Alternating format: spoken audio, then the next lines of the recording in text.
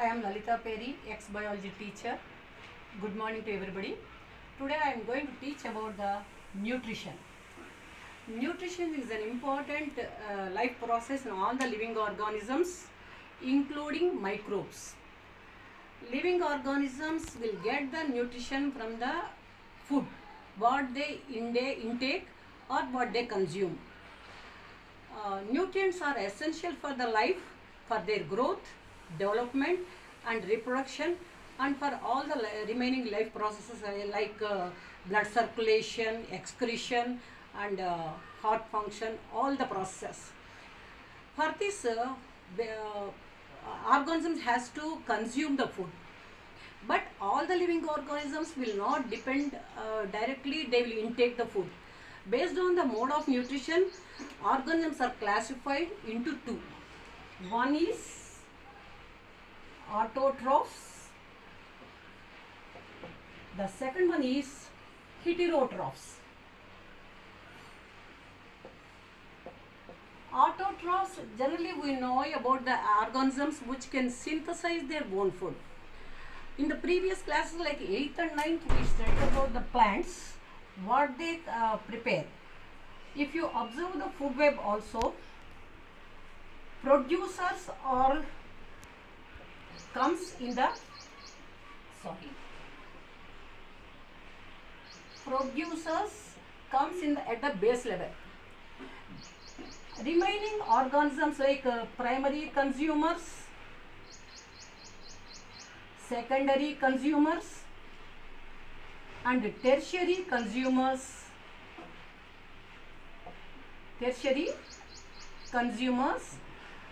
comes one upon the other in the hierarchy.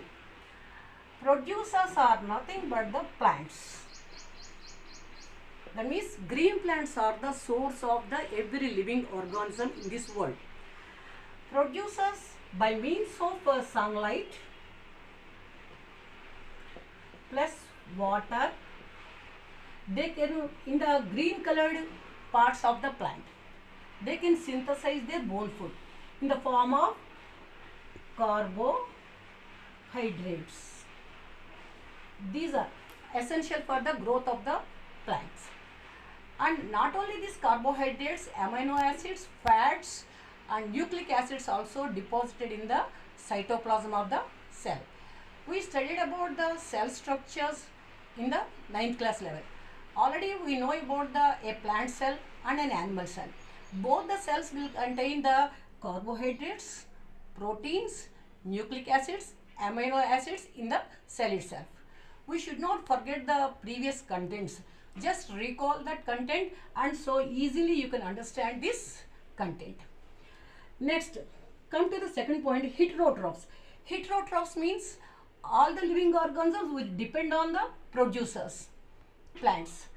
Directly or indirectly, all the living organisms are depend on the producers. Whether it may be the primary consumers or secondary consumers or tertiary consumers.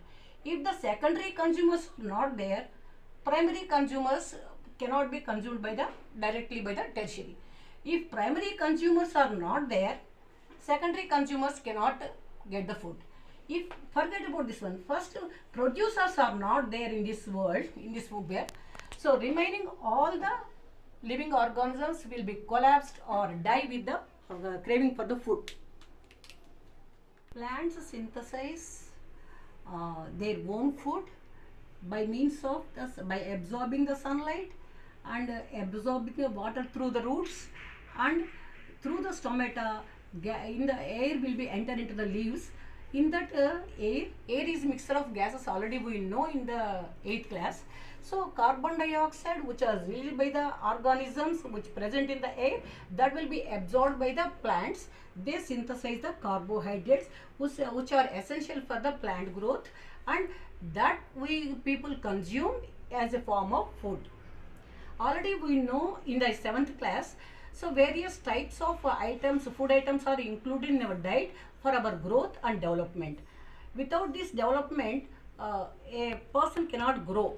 A plant also needs all these carbohydrates and amino acids and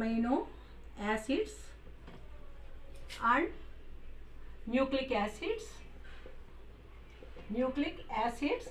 for the formation of the new tissue. That means they will get repair also. So for the growth of the growth and development, and for the formation of the new cells or tissues, they need these nutrients. In the cell cytoplasm, carbohydrates, proteins,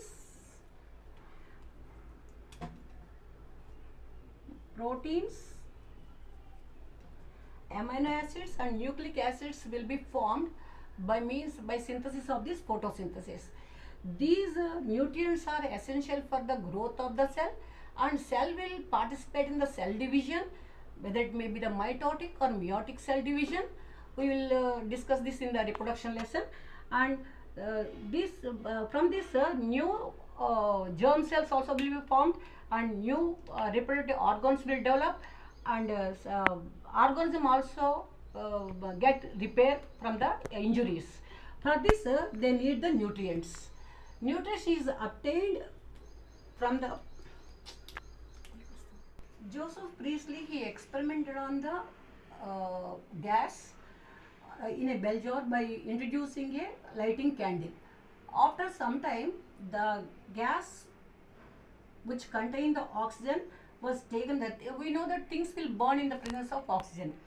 That oxygen was consumed by the burning candle, and it lack of oxygen. After some time, the candle will be put off. When he introduced a mint plant in the bell jar, instead of putting off after some time, the candle is still glowing. The plants, he stated that oxygen will be restored by the plants. He took a burning candle and put inside the bell jar, and after some time he observed that the candle was put off, because oxygen was consumed by the burning candle. We know that things will burn in presence of oxygen. Later he introduced a mint plant inside the bell jar. This bell jar is exposed to the sunlight. Plants will synthesize the food, and during this process they release the oxygen. This oxygen makes the candle to burn. Later he introduced a rat also inside this. He introduced a rat, live rat, and because of the lack of oxygen, the rat suffocated and died. That means burning candle and rat will consume the oxygen, and which is restored by mint plant. This experiment was done by the John Priestley. He identified the gas which is released by the plants is oxygen, which is essential for the remaining life forms.